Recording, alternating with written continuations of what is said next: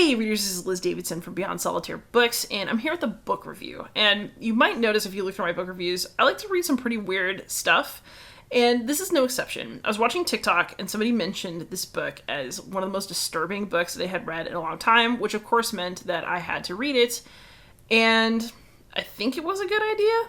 Anyway, the book is Tampa by Alyssa Nutting. Do not read this book if you do not want extremely triggering sexual content between an adult and a minor, and just go away if that's not what you want to read. I'm not sure I wanted to read it, but it was interesting, and we'll get there. So, Tampa is about a female sexual predator who is interested in sleeping with prepubescent boys, or I guess pubescent boys who are not quite men yet, but who are, kind of like that middle school, early high school age, just to be honest. But the book was really, really interesting because of the way that it's done. This is Nutting's debut novel, and she just went for the throat with it. And you can like that or you can not, but it was a very interesting read. So the character that she creates, this female teacher, is horrifying. She's a monster. But it's really an extended description of how she lures in a male student, seduces him, and just uses him for her own gratification in ways that are obviously emotionally damaging to him, but she really doesn't seem like she cares at all. She's not really worried about him. She just wants what she wants. And, the book is absolutely disgusting in terms of its content, but I still thought it was really interesting for a number of reasons. One of those is that I think a look into the mind of a female predator is unusual. And so if you've read something like Lolita, or if you've read something like My Dark Vanessa, this is a gender-swapped version of those stories.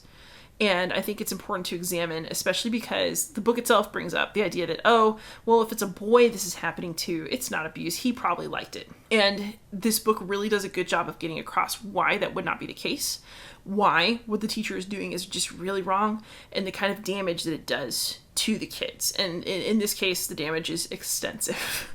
So it's a really traumatic read.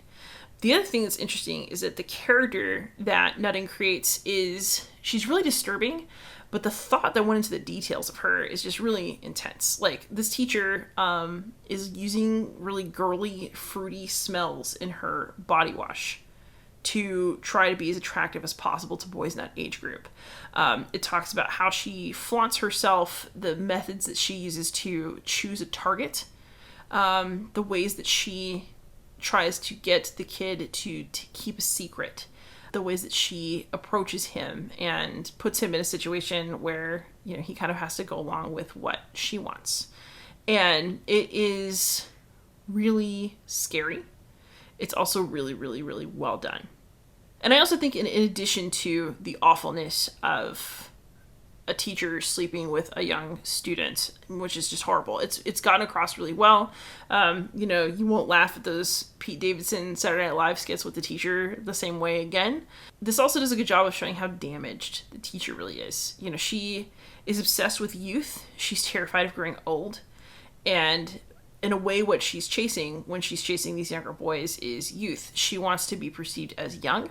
She kind of imagines herself as young. Like, there's a scene where she has gone out with her husband and like these people who are age appropriate from his job, and she can't quit obsessing with what's going on with the teenagers one lane over in the bowling alley, because it's like she really would rather be one of them, and she frets about her age and her appearance all the way through the end of the book, even after she's found out, even after there are consequences for what she's done. She's never really going to change because she's so fundamentally broken, and because her obsessions are so set.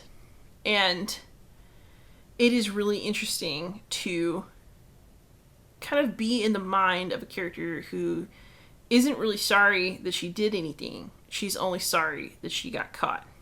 And, being in that mindset with her is disturbing, but it's also very informative. The book also really made me think because the people at the school, so I will say I'm a teacher, so this book was extra horrifying to me because the idea of a teacher abusing a student it's horrifying in general, but when you are a professional teacher, it's extra vomit inducing. So this book I don't know, I didn't sleep right for a couple nights after reading it because it was so upsetting viscerally, but I mean, that might make it a good book, actually. But the other thing that was really interesting was I didn't think that the depiction of schools was very accurate. I think that if you were doing the things that this teacher was doing, there would be reports about it. I just don't think that you could talk about the sexual stuff she talks about in class, or, dress really skimpy with the AC running so that your nipples show in the classroom. I just can't see a teacher getting away with the things that this teacher seems to in this book. But I do think it's a testament to how adults ignore signs of trouble. And sometimes they don't see things that they should see because they just don't want to. So this teacher gets away with more than I think anybody realistically would. But at the same time, you can see how abuse like this could happen if the parents are checked out. So the boy that she victimizes has a father who, kind of doesn't really want to see what's going on, and he maybe sees the teacher as a possible sexual partner for himself. It's clear that the principal is just happy that there are no complaints about this teacher. So it's considered kind of funny and endearing that the students talk about how hot she is because there aren't any complaints about the kind of work she's doing in the classroom. So he doesn't even really bother to observe her. He just assumes everything's okay. And that seems to be the trend across the board. Even this teacher's relationship with her husband, which is a terrible relationship, it's like he is unwilling to confront how things are falling apart too. And so she manages to get away with her abuse for a long time because nobody's really looking.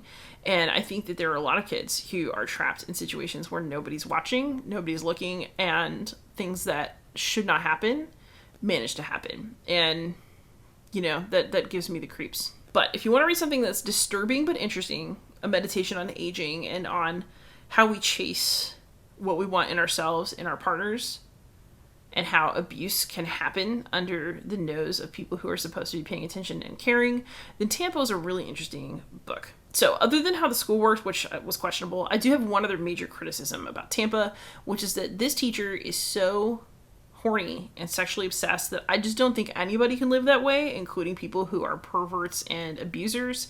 I'm not seeing it. She is so worked up all the time that honestly it sounds physically painful to be her, and I'm not totally buying that part. It's like her obsession is so strong that she cannot control herself physically in ways that I find questionable. But, I've never been somebody like that, so maybe I just don't know.